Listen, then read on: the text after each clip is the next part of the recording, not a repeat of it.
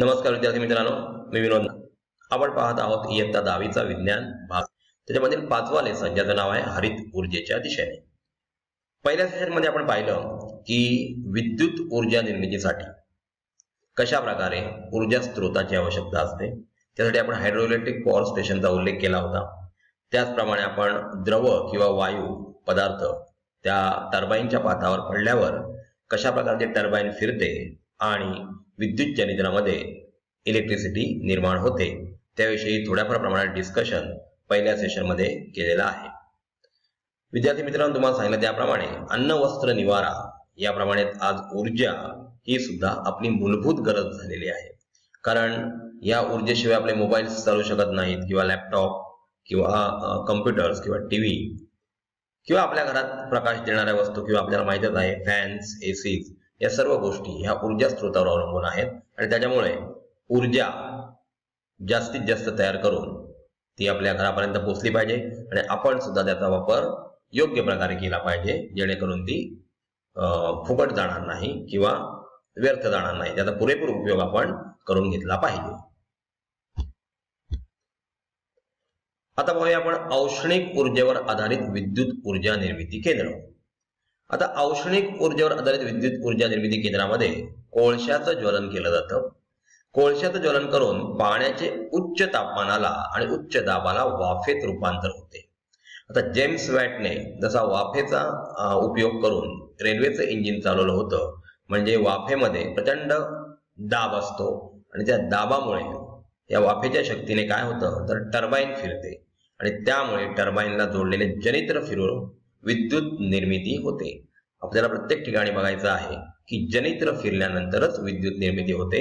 त्याच्यापूर्वी त्या टर्बाईनच्या पात्यांवर वायूने किंवा द्रवाने प्रेशर टाकून ते पातं फिरावं लागतं. पातं फिरल्यामुळे टर्बाईन फिरते, टर्बाईन फिरल्यामुळे जनरेटर फिरते आणि विद्युत निर्मिती होते.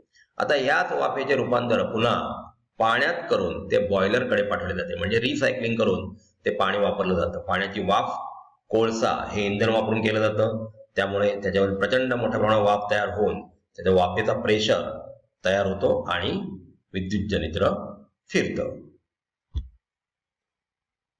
इथे पहा, आपण जे आधी वाचलं त्याप्रमाणे त्यांनी सांगितलेलं आहे की इथे आपण इंधन म्हणून कोळसा वापरलेला आहे. पाण्यापासून वाफेच्या निर्मितीसाठी बॉयलर असतो. तो कसा असतो त्या येणाऱ्या स्लाइड मध्ये आपल्याला दिसणार आहे. तर वाफेवर चालणारे टर्बाईन, आता वाफ काय क्रिएट करते तर प्रेशर क्रिएट करते, दबाव क्रिएट करते. त्याच्यानंतर टर्बाईन फिरतं, टर्बाईनमुळे जनरेटर फिरतं आणि जनरेटरामुळेच विद्युत ऊर्जा निर्मिती होते. आता तयार झालेली जी वाफ आहे तिचं रूपांतर परत एकदा पाण्यामध्ये केलं जातं संगणन या पद्धतीने आणि परत तेच पाणी तापवलं जातं, तीच वाफ तयार केली जाते. परंतु ह्याच्यामध्ये कोळसा हे इंधन वापरलं जातं. म्हणजे इंधन जर कोळसा अवेलेबल असेल तर आपण मोठ्या प्रमाणावर औष्णिक ऊर्जेवर आधारित विद्युत ऊर्जा निर्माण करू शकतो.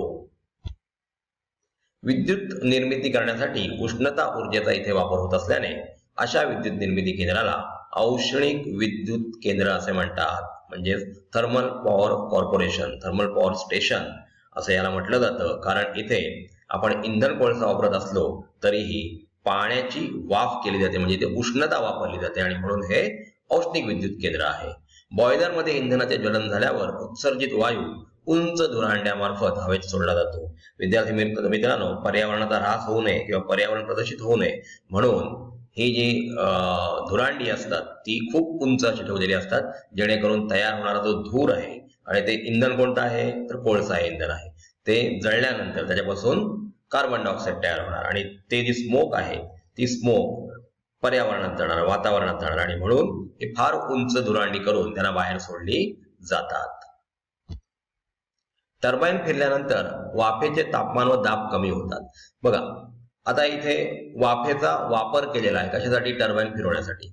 हे कार्य झालं की आता वाफेचं तापमान आणि दाब काय होणार आहे, कमी होणार आहे. कारण तापमान आणि दाब दोन्हीही ती टर्बाईन फिरवण्यासाठी वापरली गेलेली आहे. अशा वाफेतील उष्णता काढून घेऊन तिचे पुन्हा पाण्यात रूपांतर केले जाते. विद्यार्थी मित्रांनो, सांगितलं त्याप्रमाणे हे परत सर्क्युलेशन केलं जातं. परत एकदा पाणी बॉयलरकडे आणलं जातं आणि तिथून त्याला परत उष्णता दिली जाते. या वाफेतील उष्णता काढून घेण्याचे काम संगणन म्हणजे कंडेन्सेशन हे यंत्र जे आहे कंडेन्स करण्याचं ते या भागात कूलिंग टॉवर मधील पाण्याद्वारे केले जाते. म्हणजे वाफ आहे तिला जर आपण थंडावा दिला तर त्याच्यापासून परत एकदा तिथं संगणन होऊन पाणी तयार होतं आणि हेच पाणी परत एकदा या औष्णिक ऊर्जा केंद्रामध्ये वापरलं जातं. इथे बघा विद्युत निर्मिती करण्यासाठी उष्णता ऊर्जेचा इथे वापर होतो. आता बघा कोळशातील रासायनिक ऊर्जा, कोळसामध्ये कोण आहे? कार्बन आहे. हवेतील ऑक्सिजनशी त्याचा संपर्क होऊन कार्बन डायऑक्साईड तयार होतो आणि इथे पाणी गरम केलं जातं, औष्णिक ऊर्जा निर्माण होते. आता वाफेला काय असते? गतिज ऊर्जा, आणि त्याच्यामुळे ती टर्बाईनला गतिज ऊर्जा देते.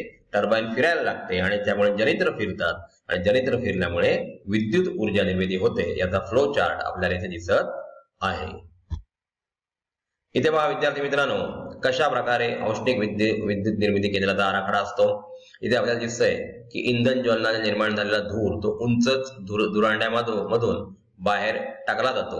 इकडे आपल्याला थंड पाणी कुलिंग टॉवर दिसतो, इथे बाष्प उष्ण हवा दिसते, जनित्र आतमध्ये दिसत आहे. त्याच्यानंतर पंप तो काय करतो तर हे कोळशाद्वारे कोळसा हे इंधन वापरून तिथे बघा हवेचा सुद्धा झोत दिलेला आहे ब्रॉयलर मध्ये, त्याचं ज्वलन होतं आणि पाणी इथे गरम केलं जातं. गरम केल्यामुळे पाण्याची वाफ होते, त्याचं तापमान वाढतं आणि त्याचप्रमाणे प्रेशर सुद्धा वाढतं आणि जनित्र फिरतं. जनित्र फिरल्यामुळे विद्युत निर्मिती होते. अशा प्रकारे ही रचना कसली असते तर औष्णिक विद्युत निर्मिती केंद्राचा हा आराखडा आहे.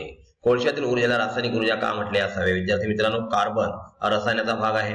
कार्बन हवेतील ऑक्सिजनशी संपर्क पावतो आणि त्याच्यामुळे त्याचं ज्वलन होतं आणि कार्बन डायऑक्साईड सारखा वायू बाहेर पडतो. टर्बाईन फिरवण्यासाठी वाफच का वापरतात? याचं कारण पाण्याची वाफ जी आहे, आपल्याला मी परत एकदा उल्लेख करतो बघा, जेम्स वॅटने या वाफेवरच्या जोरावरच रेल्वेचं इंजिन चालवलं होतं. म्हणजे किती शक्ती असते वाफेमध्ये ते आपण बघतोय.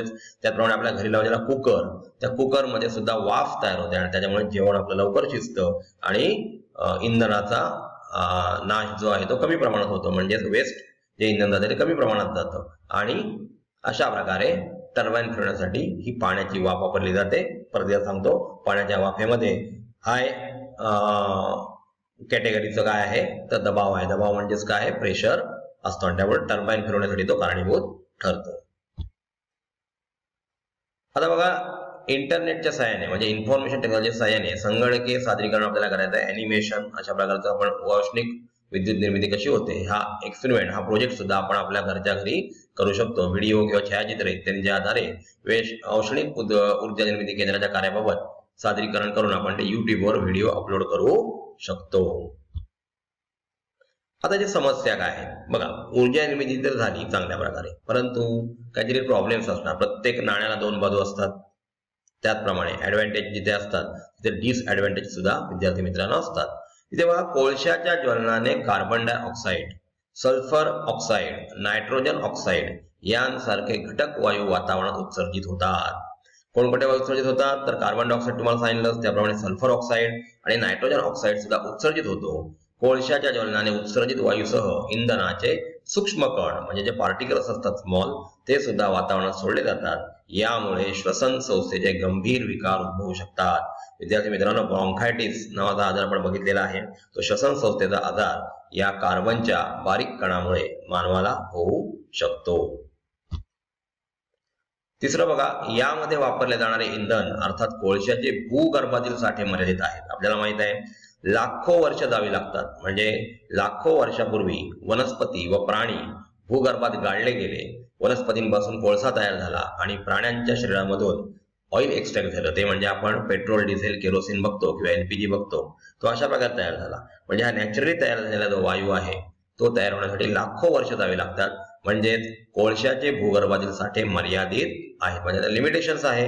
यामुळे भविष्य काळात विद्युत निर्मितीसाठी कोळशाच्या मर्यादेवर मर्यादा येतीलच. म्हणजे आज आपल्याकडे उपलब्ध आहेत म्हणून आपण कोळसा वापरतो, परंतु भविष्यामध्ये कारण ऊर्जेची गरज तर वाढत चाललेली आहे, डिमांड वाढत चाललेला आहे.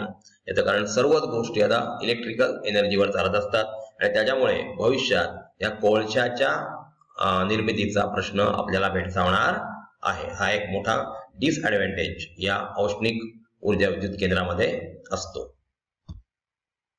इथे पहा, भारतातील काही प्रमुख औष्णिक ऊर्जा आधारित विद्युत निर्मिती केंद्रे व त्यांची मेगावॅट्स मधील क्षमता पुढील प्रमाणे आहे. म्हणजे कुठे thermal power corporations, thermal power stations केली जातात. उदाहरणार्थ आपल्याकडे भारत सरकारचा नॅशनल थर्मल पॉवर कॉर्पोरेशन हा एक प्रकल्प आहे जो वेगवेगळ्या ठिकाणी भारतामध्ये ऊर्जा निर्मिती करण्याचं काम करतो. आता विंध्यनगर जे मध्य प्रदेशामध्ये येतं त्याच्यामध्ये 4760 मेगावॅट निर्मिती क्षमता असलेला प्लांट आहे. मुंद्रा गुजरातमध्ये 4620 मेगावॅट क्षमता. मुंद्रा गुजरात दुसरा 4000 मेगावॅटची क्षमता. तमनार छत्तीसगडमध्ये 3400 मेगावॅट आणि चंद्रपूर जो महाराष्ट्रामध्ये आहे 3340 मेगावॅट इतकी त्याची निर्मिती क्षमता आहे. अशा प्रकारे वेगवेगळ्या ठिकाणी भारतामध्ये औष्णिक ऊर्जा विद्युत निर्मिती केंद्र आहेत. त्यांची मेगावॅट्स मध्ये निर्मिती आपल्याला इथे स्लाइडवर दिसत आहे. तर विद्यार्थी मित्रांनो, आपण या सेशनमध्ये औष्णिक ऊर्जा विद्युत निर्मिती केंद्रांबद्दल माहिती घेतली. त्याच्यामध्ये आपण बघितलं की जनित्र कशा प्रकारे फिरून त्याच्यापासून म्हणजे टर्बाईनला जनित्र जोडलेलं असतं. जनित्र फिरल्यामुळे विद्युत निर्मिती होते आणि तीच विद्युत निर्मिती आपण वापरतो. त्याचप्रमाणे विद्यार्थी मित्रांनो, सर्वात महत्त्वाची गोष्ट पाहिली की ही जी औष्णिक ऊर्जा विद्युत निर्मिती केंद्र आहे त्याच्यामध्ये जो कोळसा इंधन म्हणून वापरला जातो तो फ्युचरमध्ये मिळणं कठीण आहे. याचं कारण का, तर कोळसा निर्माण होण्यासाठी लाखो वर्ष जावी लागतात. जमिनीखाली जी वनस्पती काढली गेलेली आहे त्याच्यापासून आपल्याला कोळसा मिळतो. म्हणजे अशा प्रकारचं हा कोळसा कधी ना कधी संपणार आहे आणि त्याच्यामुळे औष्णिक ऊर्जा विद्युत निर्मिती केंद्र सुद्धा बंद पडतील. म्हणून त्याला सबस्टिट्यूट म्हणून असा कोणता तरी सोर्स आपल्याला शोधावा लागणार आहे.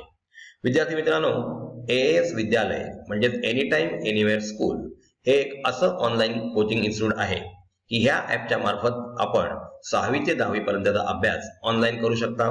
त्याचप्रमाणे आपल्याला इथल्या तज्ञ शिक्षकांचं मार्गदर्शन सुद्धा मिळतं. आपल्याला कोणत्याही क्वेरी असतील तर आम्ही आपल्या ईच अँड एव्हरी क्वेरीचं सोल्युशन देण्याचा प्रयत्न करू. आपलं समाधान होईपर्यंत त्याचं उत्तर दिलं जाईल. त्याच्यानंतर असंख्य किंवा अमर्याद अशा टेस्टचा अनुभव सुद्धा आपण ह्या ऍपच्या मार्फत घेऊ शकता. आपण हे ऍप रजिस्टर केलेलं आहेच. आपल्या इतर विद्यार्थी मित्रमैत्रिणींना या ऍप बद्दल माहिती द्या जेणेकरून त्यांचंही भवितव्य या ऍपच्या द्वारे उज्ज्वल होईल. धन्यवाद.